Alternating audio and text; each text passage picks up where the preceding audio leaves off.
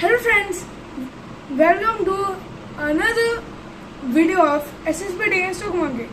तो आज मैं आपको बताऊंगा कि मतलब ये आपको बताएंगे कि शेयर मार्केट पे निवेश करने से पहले क्या सावधानियां बरतनी चाहिए। काफी शुद्ध हिंदी हो गई, अब आप बताइए। हेलो दोस्तों, नमस्कार। मैं एसएसबी टेक स्टॉक मार्केट में आपका स्वागत करता हूं। और जैसा कि हम लोग पिछले वीडियो में डिस्कस किए थे कि आगे जो हम स्टॉक मार्केट में निवेश से पहले क्या क्या सावधानियां बरतें उसको लेके आएंगे, तो उसी टॉपिक पे हम डिस्कस करेंगे और उसको जानते हैं। पहले तो सबसे ज़्यादा जो है कि जो बाज़ार है बहुत जोखिम रहता है और इसमें लोग ढेर सारा पैसा कमाने के लालच में आते हैं और पैसा गवा देते हैं। अल्पकालिक निवेशक के लिए शेयर बाजार हमेशा जोखिम भरा होता है और दीर्घकालीन निवेशक के लिए हमेशा तुलनात्मक रूप से देखा जाए तो कम जोखिम होता है। चाहे कोई बाजार लूट के भूकंप आए, कुछ भी हो, कोई फर्क नहीं पड़ता।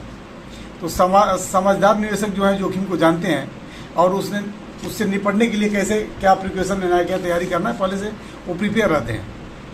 मंदियाँ आती है, मंदियाँ जाती हैं, बाजार गिरते हैं, चढ़ते हैं, ये सब चलता रहता है।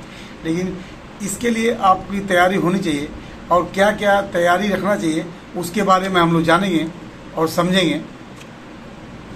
पहले तो सबसे पहले अपने लक्ष्य को आप स्पष्ट रखें।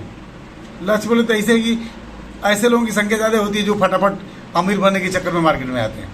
तो इस तरह से खबरें सुनते हैं कि अमुक कंपनी बढ़ गई, अमुक कंपनी दोगुन हो गई, चौगुन हो गई। इसी के लालच में लोग ज़्यादातर अपना अमाउंट खो देते हैं।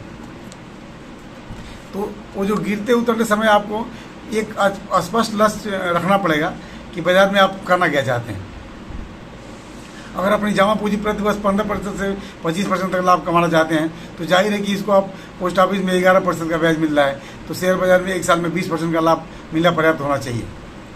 अफसोस की बात है कुछ लोग एक दिन में 20% का लाभ कमाने का लक्ष्य रखते हैं और अपने लक्ष्य स्पष्ट और तर्कपूर्ण रखते हैं। इससे अपने लक्ष्य जैसे आपका लक्ष्य स्पष्ट होगा तो आप कभी लोभ में फंसकर अपनी जमा पूंजी को गलत तरीके से गलत कंपनियों में डालने का जोखिम नहीं उठाएंगे।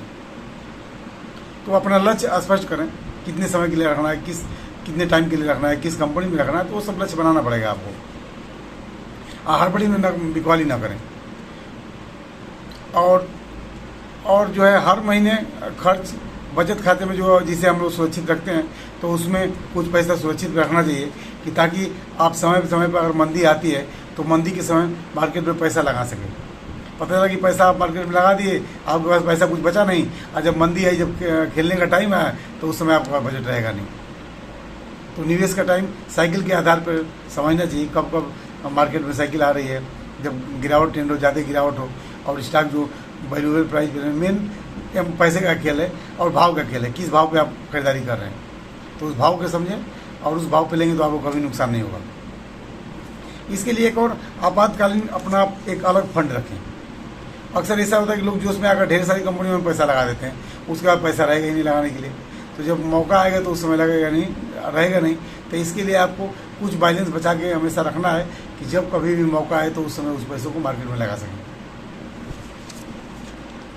और अपनी भावनाओं पर काबू रखें। ये भी है कि लोग भावनाओं में आके पैसा लगा देते हैं, तो भावनाओं में भी नहीं आना है, लोभ में भी नहीं आना है। जैसे शेयर बाजार चढ़ता है तो ऐसा लगता है कि कभी कभी गिरेगा नहीं, इसीलिए लोभ में आकर निवेशक महंगे दामों पर शेयर खरीद लेते हैं और बाद में पछताता है कि अरे ये तो बाजार गिरता रहता है और गिरावट हो गई, घाटा हो गया। तो इसके चक्कर में अपना शेयर बेच देते हैं और बाद में पछताते हैं। तो इससे सावधान होने की ज़रूरत है और भावनाओं को हमेशा काबू रहना चाहिए। और बुरी बातों को और इसको फिर कोई मतलब नहीं है दोष देने से। शेयर बाजार गिरते समय ज़्यादातर निवेशक अपने शेयर को बेचकर बाहर निकालना चाहते हैं, लेकिन समझदार और संयमी शेयर होल्डर जानता है कि बाजार गिरता और चढ़ता है तो चलता रहता है, लेकिन ये गिरने के बाद ये सबसे अच्छा मौका देता है खरीदने के लिए। तो ये सब है कि ये सब बहुत सारी चीज़ें आपको ध्यान रखना पड़ेगा। बहुत सारी कंपनियों के शेयर न खरीदें। जैसे मार्केट में 7,000 से ऊपर कंपनियां लिस्टेड हैं, तो अब ये है कि बहुत सारे ढेर सारी कंपनियों का लेके बैठ गए तो वो भी टेकिंग नहीं हो पाएगा। तो आप गिनी चुनी ब्लू चिप अच्छी कंपनियों में ही निवेश करें कि जिस पे देश को भरोसा हो, कंपनी को कंपनी पर, तो उसको ऐसी कंपनियों में आप निवेश करें। पोर्टफोलियो बनाने का एक और ये है कि अगर आप निवेश का बजट लंबा रखते हैं, 50,000 रुपया अगर लगाना है, तो उसमें 2-3 कंपनियों में ही सर लगाएं, अच्छी कंपनियों में 2-3 कंपनियों में लगाएं, ताकि आपका रिस्क बढ़ जाए। 3-4 कंपनियों में रहेगा तो उसमें अगर एक आध कंपनी परफॉर्मेंस नहीं करेगी तो भी एक कंपनी भी चल जाएगी। अगर 5 कंपनियों में आप 50,000 रुपये बांट देते हैं, तो अगर 1-2 कंपनी भी चल गई तो आपका रिस्क मैनेज रहेगा। जैसा कि मशहूर निवेशक पीटर लिंच ने कहा है कि यह बात गलत है कि शेयर खरीदने के लिए हर सप्ताह 7 घंटे कंपनियों का विश्लेषण करना जरूरी है। पैसा कमाने के लिए आपको सिर्फ गिने चुने शेयर में ही पैसा लगाने की जरूरत होती है। अगर आप एक साल में एक कंपनी चुन सकते हैं तो इतना ही काफ़ी है। ये सब चीज़ों का ध्यान रखें, हर महीने निवेश करें। शेयर बाजार में उसी को निवेश करना चाहिए जिसके पास अतिरिक्त धन हो। हर महीने निवेश करें, जो अतिरिक्त धन हो उसी को निवेश करें। जिसके पास अतिरिक्त धन ना हो, यानी हर महीने धन बचा सकता है, तो शुरू में यह योजना बना लें कि आपको हर महीने इतने बाजार में धनराशि निवेश करना है और उतनी ही धनराशि निवेश करें।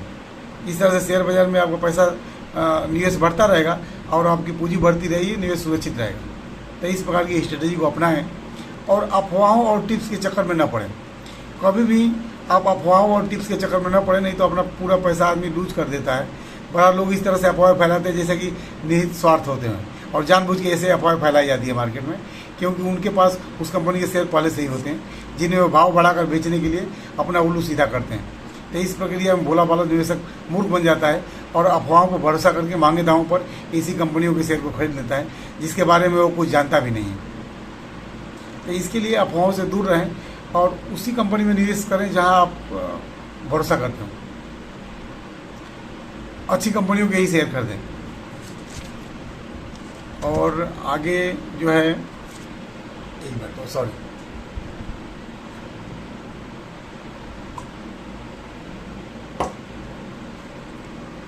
डाइवर्सिफिकेशन। शेयर बाजार का एक और प्रचलित सिद्धांत है डाइवर्सिफिकेशन, यानी किसी एक सेक्टर एक कंपनी में अपने पूरे धन का निवेश कभी मत करें, बल्कि अलग अलग सेक्टरों, अलग अलग कंपनियों में निवेश करें, ताकि एक सेक्टर या कंपनी अगर बुरे परिणाम से आपका निवेश पूरी तरह से प्रभावित हो रहा है, तो अगर आप कई कंपनियों में निवेश करते हैं तो उसमें, जैसा कि मैं पीछे बताया था, कई कंपनियों में निवेश है तो आपका रिस्क बढ़ जाता है और उसमें नुकसान होने के चांस कम रहते हैं। अगर 10-12 कंपनियों में निवेश है तो 2-4 कंपनियां खराब भी करेंगी, तो एक आध भी कंपनी अच्छा कर दी तो आपको बैलेंस बना रहेगा और नुकसान होने के चांस कम रहेंगे। और ये भी है कि प्रॉफिट को बेचने की योजना स्पष्ट रखें, कब आपको बेच के निकलना है, टारगेट फिक्स करें कि जैसे हमको इतना प्रॉफिट लेके निकल जाना है।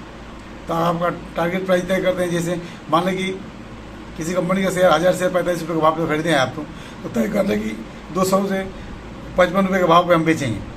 तो उस हिसाब से जैसे आपका भाव आता है तो उस पर बेच के निकल जाने का।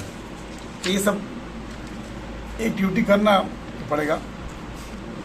और क्या करेंगे कि अगले हफ्ते मैं शेयर चुनने की कसौटियों के लिए कुछ आपको बताने जाऊंगा कि किस हिसाब से आप शेयर का चयन करें और क्या क्या चयन करने से ऐसी 10 कसौटियाँ बताऊंगा कि जिस पे आप चयन करके खरा उतर सकते हैं।